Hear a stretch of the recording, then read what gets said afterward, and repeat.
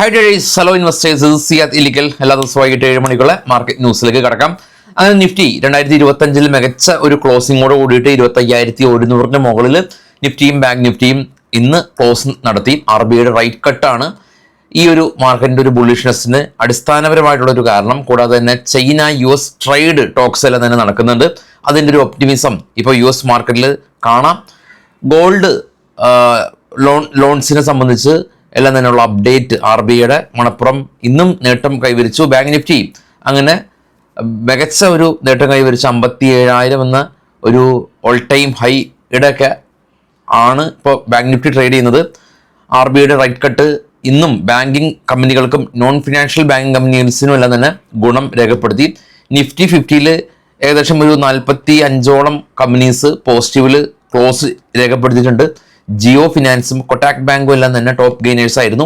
അതിനെ സംബന്ധിച്ചുള്ള ന്യൂസുകളുണ്ട്. അതൊക്കെ നമുക്ക് സ്റ്റോക്കിംഗ് ന്യൂസുകൾ, ഏറ്റവും അവസാനം സ്റ്റോക്കിംഗ് ന്യൂസുകൾ നമ്മൾ ഡിസ്കസ് ചെയ്യുന്നുണ്ട്. അതിൽ നമ്മൾ ഡിസ്കസ് ചെയ്യാം. കൂടാതെ തന്നെ ഓട്ടോമൊബൈൽ കമ്പനീസും ഹീറോ മോട്ടോ കോർപ്പും മാരുതിയും ടാറ്റ മോട്ടോഴ്സും എല്ലാം തന്നെ നേട്ടത്തിൽ തന്നെയാണ് ട്രേഡിങ് തുടരുന്നത്. സ്വിഗ്ഗിയും സൊമാറ്റോയും എറ്റേണലും എല്ലാം തന്നെ പുതിയ റാപ്പിഡോ എന്ന് പറയുന്ന ഫുഡ് ഡെലിവറി കമ്പനീസ് വരുന്നുണ്ട്. അപ്പോൾ അതിൻ്റെ ഒരു ക്ഷീണത്തിലാണ് ഈ കമ്പനീസും ട്രേഡ് ചെയ്യുന്നത്. അപ്പോൾ ഇലക്ട്രിസിറ്റി ഡെറിവേറ്റീവിൽ വരുമെന്നുള്ള ഒരു ന്യൂസ്, സെബി അപ്രൂവൽ കൊടുത്തു എന്നുള്ള ന്യൂസ്, MCX സ്റ്റോക്ക് നേട്ടം കൈവരിച്ചു. അതുപോലെ തന്നെ IEXും സമാനമായ രീതിയിൽ ഈ ഇലക്ട്രിസിറ്റി ട്രേഡ് വോളിയം എല്ലാം തന്നെ കൂടിയതും IEXന് ഗുണകരമായിട്ടുണ്ട്.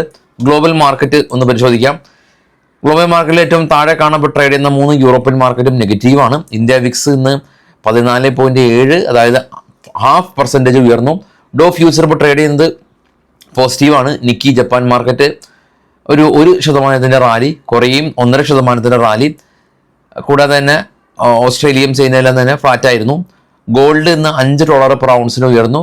ബിറ്റ്കോയിൻ $1,858 ഉയർന്ന് 1,07,582 എന്ന നിലയിലാണ് ഇപ്പോൾ ബിറ്റ്കോയിനും ട്രേഡ് ചെയ്യുന്നത്. ഇതാണ് ഒറ്റ നോട്ടത്തിലുള്ള ഒരു ഗ്ലോബൽ മാർക്കറ്റിൻ്റെയും ഇന്ത്യൻ മാർക്കറ്റിൻ്റെ അവസ്ഥ. ഈ ഒരാഴ്ചയിലെ പ്രധാന ഈവൻറ്റ് ചോദിക്കുകയാണെങ്കിൽ ഇന്ത്യയുടെ ഇൻഫ്ലേഷൻ ഡേറ്റ, US-ൻ്റെയും ഇൻഫ്ലേഷൻ ഡേറ്റ ഉണ്ട്. അതാണ് ഈ ഒരാഴ്ചയിലെ ഏറ്റവും പ്രധാന 2 ഈവൻറ്റുകൾ.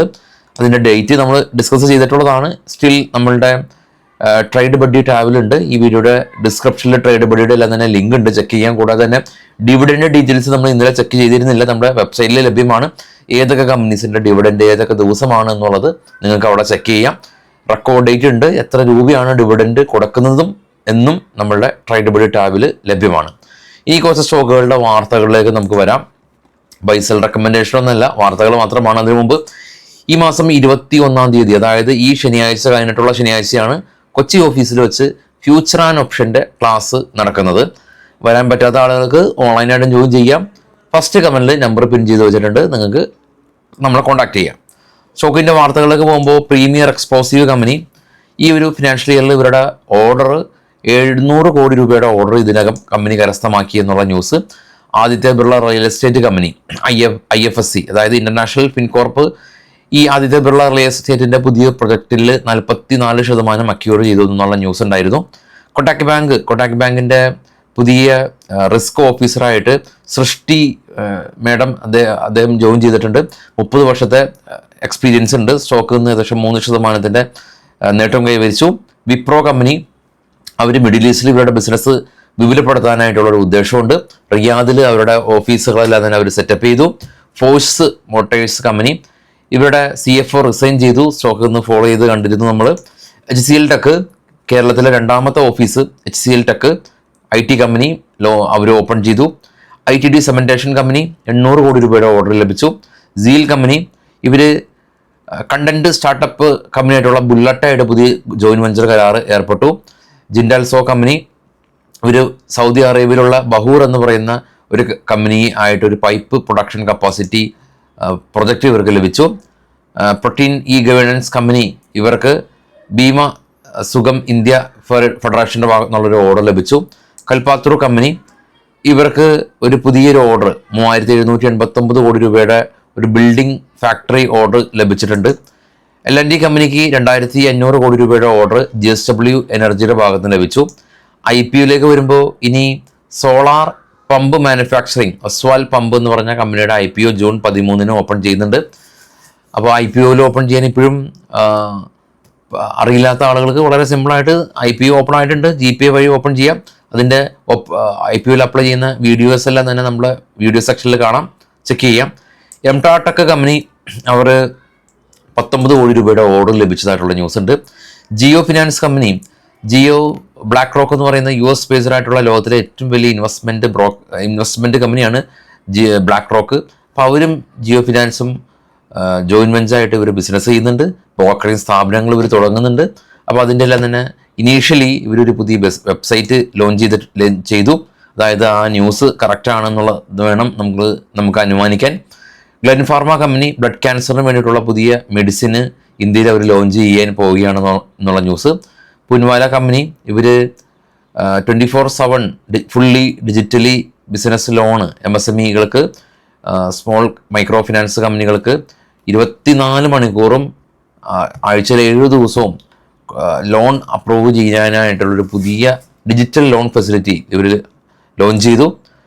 ഡെവലപ്മെൻറ്റ് കമ്പനി ഇവരിന്ന് ഹൈഡ്രജൻ ബിസിനസ് എൻഹാൻസ് ചെയ്യാനായിട്ട് തായ്ലൻഡിൽ ഒരു കമ്പനിയായിട്ട് ഇവർ ജോയിൻറ്റ് വെഞ്ചർ കരാറിൽ ഏർപ്പെട്ടു. സ്റ്റോക്കിൽ നിന്ന് 8% റാലി രേഖപ്പെടുത്തി. L&T finance company, Paul Merchant finance gold loan business ചെയ്യുന്ന കമ്പനിയാണ്, അവർ അക്യൂർ ചെയ്തു. ഒലട്ര ഗ്രീൻ ടെക് കമ്പനി ഇവരുടെ മാനേജിംഗ് ഡയറക്ടർ KV പ്രദീപ് അദ്ദേഹം റിസൈൻ ചെയ്തതായിട്ടുള്ള ന്യൂസ് ഉണ്ട്. സാഗിൾ പ്രീപെയ്ഡ് കമ്പനി ബാങ്കിങ് സെക്ടറിലേക്ക് ഇവർ കടന്നു വരികയാണെന്നുള്ള ന്യൂസാണ് ഇപ്പോഴുള്ളത്. അപ്പോൾ നമ്മൾ ഗ്ലോബൽ മാർക്കറ്റുകളിലും സ്റ്റോക്ക് ന്യൂസുകളെല്ലാം തന്നെ ഡിസ്കസ് ചെയ്തിട്ടുണ്ട്. നമ്മൾ രാവിലെ ഇനി ഈ നമ്മളുടെ ഓപ്പൺ ഇൻട്രസ്റ്റുകളെല്ലാം തന്നെ ഡിസ്കസ് ചെയ്യുന്നതാണ്. ഇന്നത്തെ ഒരു ചിന്താ വിഷയം എന്ന് പറയുമ്പോൾ ഇപ്പോൾ നമ്മൾ അവസാനം പറഞ്ഞു നിർത്തിയ ഓപ്പൺ ഇൻട്രസ്റ്റ്, ഈ ഓപ്പൺ ഇൻട്രസ്റ്റ് അല്ലെങ്കിൽ ഓപ്ഷനായിട്ട് ബന്ധപ്പെട്ടിട്ടുള്ള കുറച്ച് കാര്യങ്ങളെല്ലാം തന്നെ ഈ ഓപ്ഷൻ ചെയ്യുന്ന ആളുകൾക്ക് മാത്രം മതി എന്നുള്ളൊരു ധാരണയുണ്ട്. അങ്ങനെയല്ല, ഈ ഓപ്ഷനായിട്ട് ബന്ധപ്പെട്ടിട്ടുള്ള അപ്പോൾ മാക്സ് പെയിൻ ആയിക്കോട്ടെ, ഓപ്പൺ ഇൻട്രസ്റ്റ് ആയിക്കോട്ടെ, അല്ലെങ്കിൽ പല ഘടകങ്ങളും അല്ലെങ്കിൽ FNO ബാൻ ചെയ്തിട്ടുള്ള സ്റ്റോക്കുകൾ, അങ്ങനെയുള്ള കാര്യങ്ങൾ ഈ ഇക്വിറ്റിയിൽ ട്രേഡ് ചെയ്യുന്ന ആളുകൾക്കും ചില അവസരത്തിൽ അവരെയും ബാധിക്കാറുണ്ട്. അപ്പോൾ ഓപ്ഷൻ ചെയ്യുക ചെയ്യാതിരിക്കുക അത് നമ്മളുടെ ഇൻഡിവിജ്വൽ ചോയ്സ്. പക്ഷേ അതിലെ പല ഘടകങ്ങളും നിങ്ങളൊരു സ്വിംഗ് ട്രേഡർ ആണെങ്കിൽ, നിങ്ങളൊരു ലോങ് ടൈം ഇൻവെസ്റ്റർ ആണെങ്കിൽ ചില സമയത്ത്, എല്ലായ്പ്പോഴല്ല, ചില സമയത്ത് ആ ഡേറ്റയും നിങ്ങൾ കറൻ്റ്ലി ചെയ്യുന്ന ആക്ടിവിറ്റീനെ സ്വാധീനം ചെലുത്തുന്നുണ്ട്. അപ്പോൾ ഡെറിവേറ്റീവിലുള്ള കാര്യങ്ങൾ അത് പഠിക്കണ്ട എന്നുള്ള തീരുമാനമെടുക്കേണ്ട, ഡെറിവേറ്റീവ് ചെയ്യേണ്ട ഉള്ള തീരുമാനം നിലനിൽക്കെ ഡെറിവേറ്റീവിൽ ഉള്ള ചില കാര്യങ്ങൾ നിങ്ങൾ ചെയ്യുന്ന സ്വിംഗ് ട്രേഡിനെ അഫക്റ്റ് ചെയ്യുന്ന എന്തെങ്കിലും കാര്യങ്ങൾ ഉണ്ടെങ്കിൽ അതൊന്ന് പഠിക്കാനായിട്ടുള്ള താല്പര്യം പുലർത്തുന്നത് ഒരിക്കലും പറ്റില്ല. കാരണം സ്റ്റോക്ക് മാർക്കറ്റിനെ സംബന്ധിച്ച് ഒരു അറിവും ചെറുതല്ല. അതിപ്പോൾ സ്റ്റോക്ക് മാർക്കറ്റിനെ സംബന്ധിച്ച് മാത്രമല്ല, എല്ലാ മേഖലയിലും അങ്ങനെ തന്നെയാണ്. പക്ഷേ സ്റ്റോക്ക് മാർക്കറ്റിനെ സംബന്ധിച്ച് അതിന് കുറച്ചും കൂടി ഇരട്ടി പ്രാധാന്യമുണ്ട്. അപ്പോൾ ഇതിലുള്ള ഒരു അറിവും ചെറുതല്ല. അപ്പോൾ അതിനെ നമ്മളെ ഹെൽപ്പ് ചെയ്യുന്നതിന് വേണ്ടിയിട്ട് ചിലപ്പോൾ നമ്മളെക്കാളും എക്സ്പീരിയൻസ് കുറഞ്ഞ ആളുകളായിരിക്കും ഉണ്ടാവുക, അല്ലെങ്കിൽ എക്സ്പീരിയൻസ് കൂടുതലുള്ള ആളുകളായിരിക്കും ഉണ്ടാവുക. ഇവിടെ എക്സ്പീരിയൻസിനോ ഇതൊന്നും അതിനല്ല പ്രധാനം. നമ്മളിവിടെ വന്നിരിക്കുന്നത് ഇതിൽ നിന്ന് 10 പൈസ ഉണ്ടാക്കുക, അറിവുകൾ നേടാനായിട്ട് ആരെയും സമീപിക്കുക എന്നുള്ളതാണ്.